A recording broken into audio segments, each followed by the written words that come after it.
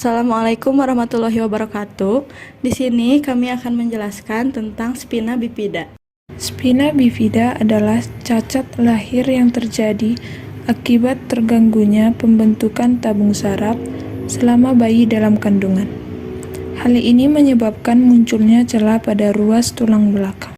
Spina bifida terbagi dalam 3 kelompok. Yang pertama ada spina bifida occulta. Spina bifida occulta adalah jenis spina bifida paling ringan, karena celah yang muncul di ruas tulang belakang berukuran kecil.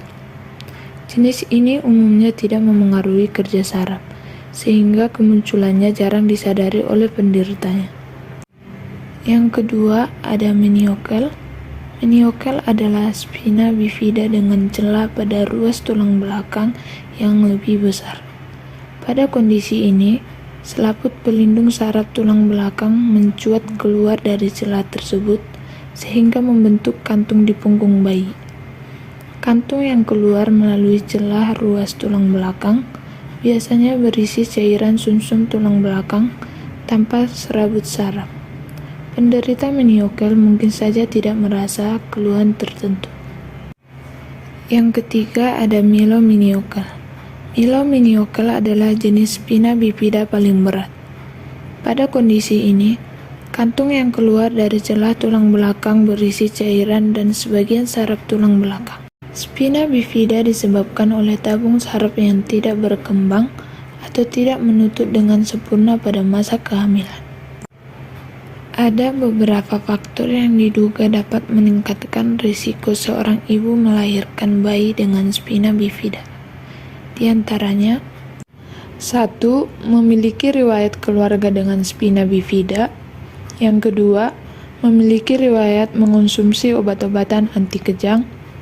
Yang ketiga, mengalami kekurangan asam folat, yakni vitamin yang berperan penting dalam perkembangan janin. Yang keempat, menderita diabetes atau obesitas. Yang kelima, menderita kondisi tertentu seperti Down syndrome atau Edwards syndrome. Gejala spina bifida. Gejala spina bifida berbeda-beda tergantung jenisnya. Pada bayi baru lahir yang mengalami spina bifida occulta, terdapat sejumput rambut di punggung atau ada lekukan kecil di punggung bawahnya. Sementara pada meniokel dan milomeniokel, terdapat kantung yang mencuat di punggung bayi. Bayi baru lahir dengan milomeniokel juga bisa mengalami sejumlah gejala. Di antaranya, 1. Tidak dapat menggerakkan tungkainya sama sekali. 2. Bentuk kaki, pinggul atau tulang belakangnya tidak normal.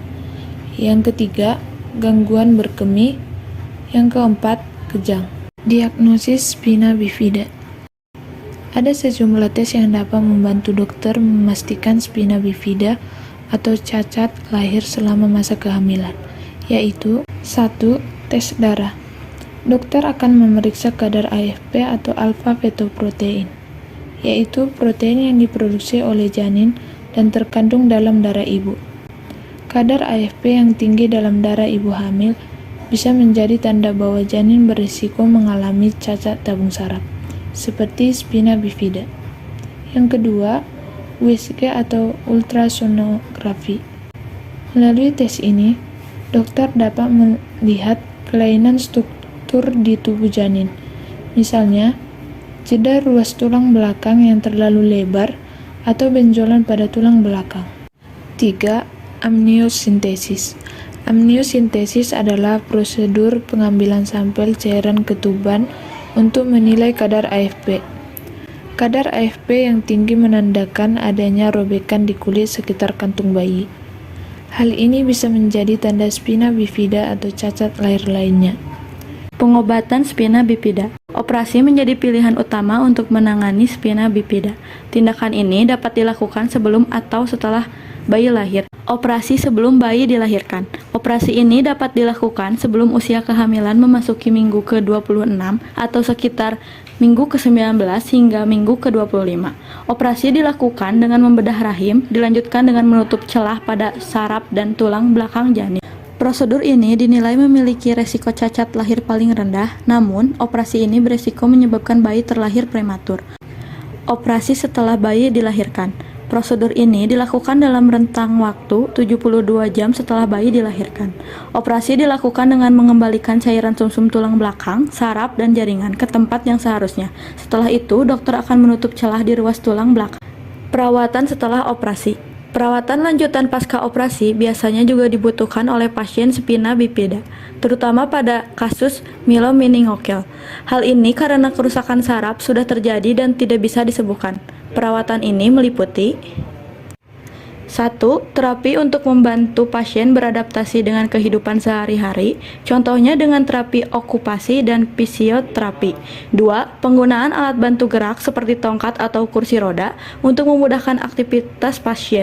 3. Penanganan gangguan di saluran kemih dan saluran pencernaan baik dengan obat-obatan maupun operasi. 4. Operasi saraf tulang belakang untuk mengurangi ujung saraf tulang belakang yang terlilit di area tulang belakang. Menurut penelitian, 90% bayi yang mengalami spina bifida dapat tumbuh dan hidup dengan baik hingga dewasa. Komplikasi spina bifida. Spina bifida tingkat ringan seperti spina bifida occulta umumnya tidak menyebabkan komplikasi atau hanya menyebabkan cacat fisik ringan. Namun, spina bifida yang cukup berat dan tidak segera ditangani dapat menimbulkan komplikasi berupa 1. Lemah otot hingga kelumpuhan cacat tulang termasuk skoliosis, dislokasi pinggul, pemendekan otot, dan kelainan sendi. Yang kedua, penumpukan cairan di rongga otak atau hidrosefalus. Yang ketiga, gangguan pada pergerakan usus. Yang keempat, gangguan buang air kecil dan buang air besar. Yang kelima, kelainan struktural otak atau tengkorak. Yang keenam, radang selaput otak atau meningitis. Pencegahan spina bifida. Langkah utama untuk menghindari terjadinya spina bifida adalah dengan mencukupi kebutuhan asam folat, baik ketika merencanakan kehamilan maupun selama masa kehamilan. Dosis asam folat yang disarankan untuk ibu hamil adalah sebanyak 600 mikrogram per hari. Ibu hamil disarankan untuk memperbanyak konsumsi makanan sumber asam folat seperti daging unggas, hidangan laut, telur, brokoli, bayam, jeruk, alpukat, pepaya, dan kacang-kacangan. Selain itu, ibu hamil juga perlu mengkonsumsi suplemen asam folat sesuai saran dari dokter. Selain itu, lakukan juga sejumlah langkah pencegahan di bawah ini. 1. Melakukan pemeriksaan rutin ke dokter saat merencanakan kehamilan dan selama kehamilan. 2. Melakukan pemeriksaan kesehatan secara berkala bila didiagnosis menderita diabetes. 3. Menjalani program penurunan berat badan jika menderita obesitas.